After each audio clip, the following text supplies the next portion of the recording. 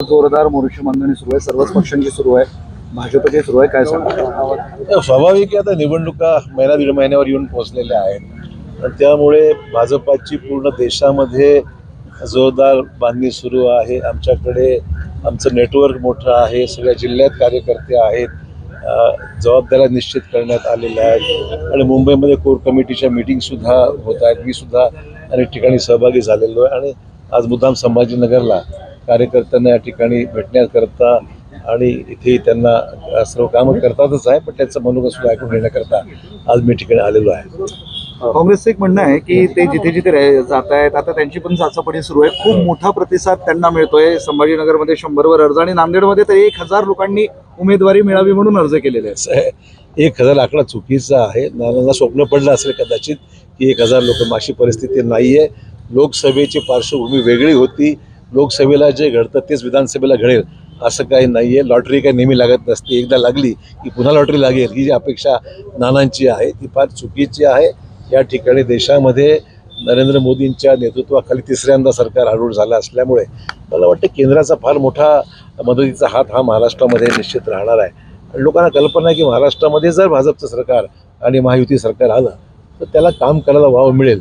या अनेक प्रकारे लोक विचार करणारी आहेत आणि लोकसभेची पुनरावृत्ती या ठिकाणी निश्चित होणार नाही. काल दिव्य दिवशी दिव्य पक्षात गेलेत म्हणून आता ते सगळं विसरलेले आहेत म्हणजे काँग्रेस आणि जे विसरायचा विषय नाही. ज्यावेळेस मी तिथे होतो तिथे प्रामाणिकपणे काम केलं, आज इथे करतो. मला त्यांना मुद्दाम आठवण करून द्यायची. ज्यावेळेस त्यांनी पक्ष सोडला आणि भाजपमध्ये गेले मग तो दिवस काय समजायचा मग. त्यामुळे त्यांना ही नैतिक अधिकारच नाही आहे की त्यांनी माझ्यावर किंवा आमच्या सहकार्यावर काही टीका टिप्पणी करावी. एवढी नैतिकता निश्चित त्यांच्याकडे नाही आहे. नेत्यांवर टीका टिप्पणी केली जाते, तसेच योजनांवरही टीका टिप्पणी होतीये. निवडणुका जवळ आल्याच्या नंतर ह्या योजना म्हणजे फसवणुकीच्या योजना आहेत, लालच आहे. चुकीची गोष्ट आहे. आपण पाहताय की लाडकी बहिणीची योजना असो, तरुणांना प्रशिक्षणासंदर्भामध्ये दिलेलं जे काही स्टायपेंड असो किंवा 3 गॅस सिलेंडरचा विषय असो, आपण पाहाल की प्रत्यक्षात त्याची अंमलबजावणी आता सुरू होतात. लोकांना फॉर्म भरायची तारीख 31 ऑगस्ट शेवटची तारीख होती. आपण पाहाल की या महिन्यामध्ये रक्षाबंधनाच्या आसपास महिलांच्या खात्यावर सुद्धा 1500 रुपये मिळणार. तर असं जर चांगलं काही घडत असेल तर त्यांना वाईट वाटायचं काय कारण आहे? हा खरा प्रश्न आहे. योजना चांगल्या आहेत, लोकांपर्यंत पोहोचत आहेत आणि त्यांना भीती मनामध्ये निर्माण झाली आहे की योजना खरंच यशस्वी झाल्या तर मग त्यांना प्रचाराला मुद्दाच राहणार नाही. वॉशिंग पावडर नंतर आता सुपारीबाज सरकार असं म्हटलं जाते. संजय राऊत बोलतात त्या विषयावर. ठीक आहे, इलेक्शनच्या काळामध्ये आरोप प्रत्यारोप केले जातात, त्याला फार गांभीर्याने घेण्याची गरज नाही आहे. लोकांना खऱ्या अर्थाने माहिती आहे की देशामध्ये आणि राज्यामध्ये सक्षम नेतृत्व कोणाचं आहे, नेते कोण आहेत, काम करणारं सरकार कोणाचं आहे.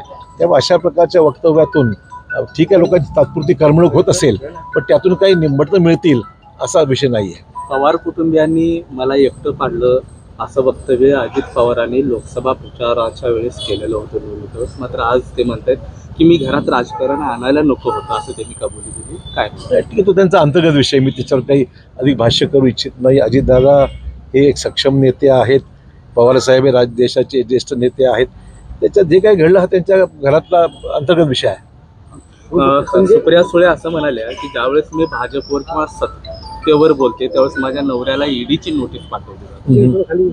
मला माहित नाही त्यांचं लाडकी बहीण योजना आहे, तुम्ही लॉन्च केली आहे.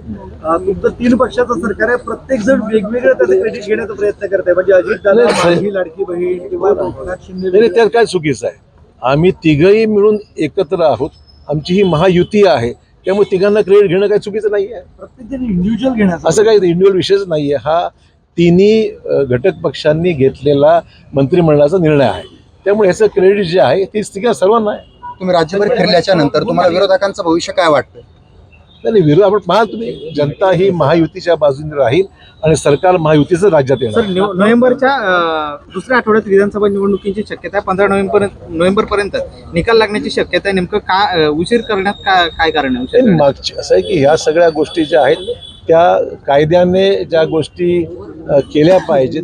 निवडणुकीची मुदत आहे, विद्यमान विधिमंडळाची सुद्धा कालमर्यादा आहे. त्याच्यामुळे मागच्या वेळेस नोव्हेंबरच्या कालावधीमध्ये शासन स्थापित झालं होतं. त्यामुळे शेवटी हा अधिकार हा निवडणूक आयोगाचा आहे. जे वाचतोय ती कितपत खरं हे मला माहीत नाही आहे, पण अंदाज नोव्हेंबरमध्ये होतील असा अंदाज व्यक्त केला जातो. आम्ही वाढवत नाहीये.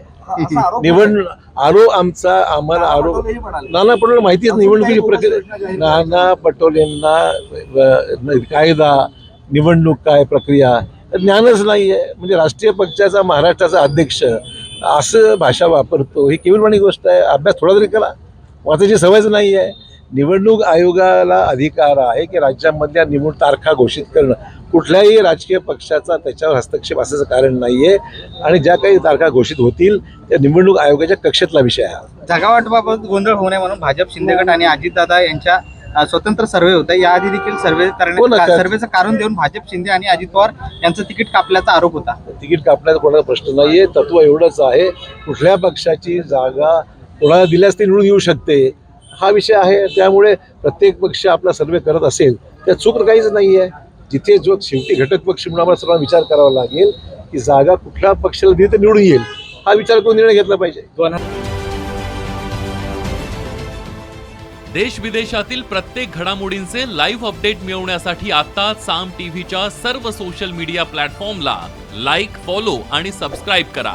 तसंच सर्व नोटिफिकेशनसाठी बेल आयकॉन प्रेस करायला विसरू नका.